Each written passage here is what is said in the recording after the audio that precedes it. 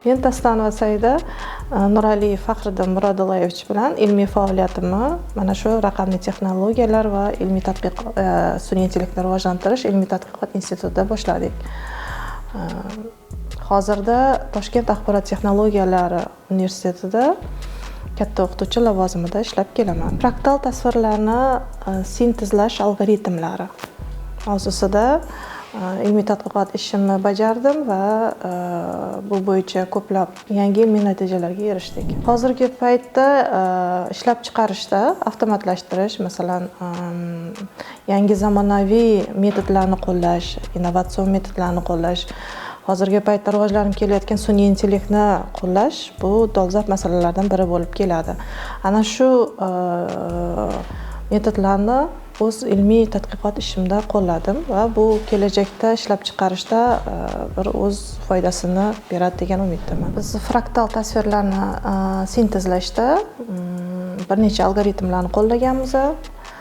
Optimizatsiya usullari yordamida genetik algoritmlar, simplex metodi, shular orqali shularning yordamida biz algoritmlarimizni ishlab chiqdik. Sun'iy intellektni qo'llaganmiz.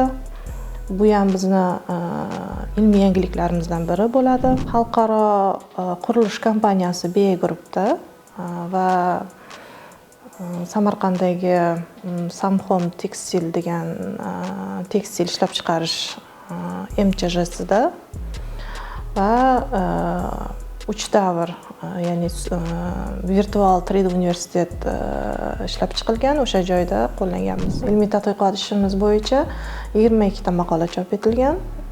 Ulardan 4 tasi xorijiy jurnallarda, bittasi Scopus va bitta Web of Science bazalarida chop etildi.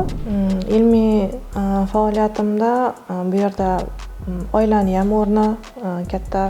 Chunki oilada sizni qo'llab-quvvatlamasa, albatta bu natijaga erishish juda qiyin. Hamda bu yerda ilmiy rahbarimning o'rni juda katta. O'sha ilmiy ishim bo'yicha yo'nalish berdilar. Endi ilmiy ishini boshlayotgan yoshlarga maslahatim ko'proq o'z ustida ishlashni, qanday qiyinchilik bo'lmasin, ortga qaytmaslikni va shu boshlagan ilmiy tadqiqot ishini oxiriga yetkazishni maslahat berardim.